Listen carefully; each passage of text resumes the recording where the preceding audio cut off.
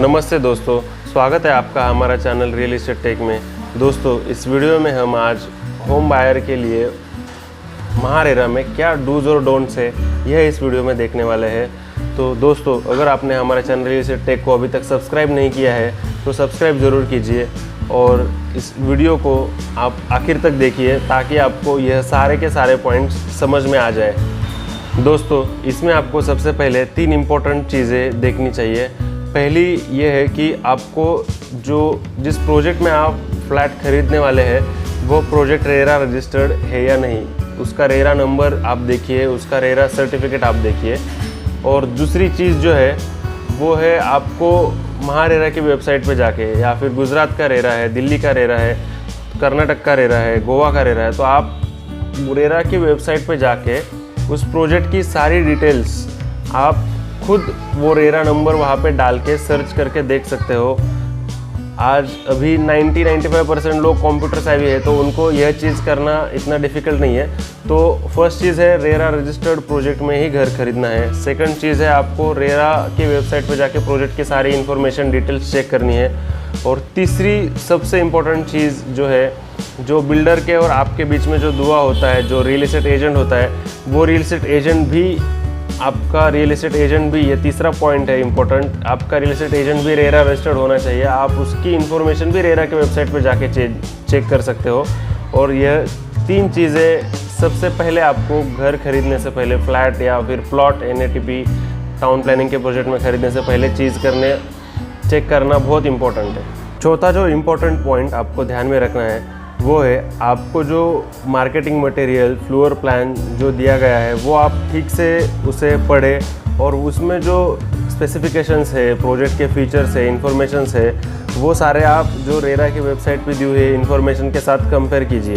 तो important point आपको RERA के बारे में घर खरीदने के समय ध्यान में रखना चाहिए वो यह है कि आपका एग्रीमेंट होने से पहले आपको बिल्डर को कंसिडरेशन अमाउंट के 10% से, आपकी जो फ्लैट की एग्रीमेंट वैल्यू है उसके 10% से ज़्यादा पैसे पे नहीं करने हैं। रेरा उसको अलाउ नहीं करता है। ये 5वां पॉइंट आप बिल्कुल ध्यान में रखिए, ये बहुत इंपॉर्टेंट पॉइंट है। बहुत बार मुझे भी ऐसे केसेस सामने आ जाते हैं कि लोगों ने जहाँ पे 5 लाख रुपए देने चाहिए थे वहाँ पे 10 लाख, 15 लाख, 20 लाख तक पैसे दिए हैं और बिल्डर ने उनके साथ अभी तक एग्रीमेंट नहीं किया और एग्रीमेंट करने के लिए वो उनको अवॉइड कर रहे हैं, टाल रहे हैं, एग्रीमेंट आगे आगे ढकेलते जा रहे हैं। तो ये चीज़ अगर आप अवॉइड करना चाहते हैं तो आप 10% से ज़्यादा पैसा बिल्डर को विदाउट एग्रीमेंट मत देना। दोस्तों, 6 पॉइंट जो है उसमें आपको यह ध्यान में रखना है कि आपको चेक, DD, NEFT, RTGS, यह 4 तरीक़ों से ही बिल्डर को पैसे पे करने हैं। आपको उनको किसी भी प्रकार से कैश में पैसे देना टालना चाहिए, उनसे कैश दे के उनसे रसीद लेना टालना चाहिए, क्योंकि जो कैश में पैसा दिया जाता है उस पर टैक्स लगता नहीं और वो ब्लैक मनी का एक फॉर्मेट हो जाता है और बिल्डर कभी भी बोल सकता है कि ये पैसे मुझे मिले ही नहीं। इसलिए आपको कभी भी ऑन अकाउंट चेक के थ्रू, DD के थ्रू, RTGS और NEFT के थ्रू ही पैसे बिल्डर को पे करने चाहिए। अभी 7वां जो इम्पोर्टेंट पॉइंट है वो है आपको रेरा का जो एग्रीमेंट है, बिल्डर के और आपके बीच में जो एग्रीमेंट होने वाला है वो एग्रीमेंट की कॉपी आप फिर से ठीक से पढ़िए। उसमें रेरा के हिसाब से कुछ कंडीशंस उन्होंने, जो रेरा ने कुछ स्टैंडर्ड कंडीशंस डिसाइड करके दिए, वो कंडीशंस उन्होंने उस एग्रीमेंट के फॉर्मेट में इंक्लूड किए हैं क्या नहीं, वो आपको चेक करना ज़रूरी है। उसमें कुछ कंडीशंस बिल्डर के लिए अच्छे हैं, कुछ कंडीशंस आपके लिए अच्छे हैं। जैसे अगर आपका प्रोजेक्ट डिले हो जाता है और आपको बिल्डर को इंटरेस्ट आपको बिल्डर से लेना है तो भी आपको SBI के रेंडिंग रेट से 2% अधिक जो इंटरेस्ट है वही मिलेगा। और अगर दूसरे केस में अगर आपसे कभी पेमेंट लेट हो जाता है तो भी आपको SBI के लेंडिंग रेट से, MCLR के रेट से +2% आपको उनको इंटरेस्ट देना पड़ेगा।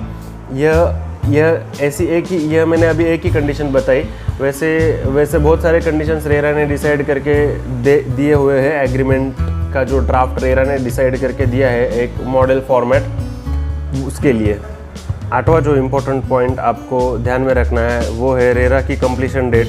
रेरा की कंप्लीशन डेट आपको आपके सर्टिफिकेट, रेरा के सर्टिफिकेट पे उस प्रोजेक्ट के क्या है और आपके एग्रीमेंट में क्या है वो आपको क्रॉस चेक करके देखनी चाहिए।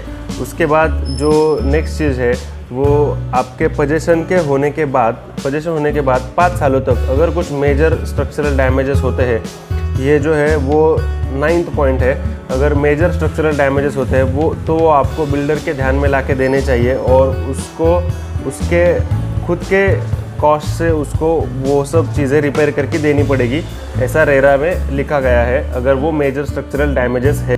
दोस्तों 10वां जो आखिरी पॉइंट है वो है, आपको अगर रेरा में आपका फ्लैट का पोजीशन डिले होता है और पोजीशन के टाइम पे आपके एमिनिटीज़ का जो काम है वो बिल्डर ने कमिटमेंट के हिसाब से कंप्लीट नहीं किया है, तो आप महारेरा में कंप्लेंट कर सकते हो। वो कंप्लेंट की प्रोसेस ऑनलाइन होती है और आप वो कंप्लेंट खुद भी कर सकते हो।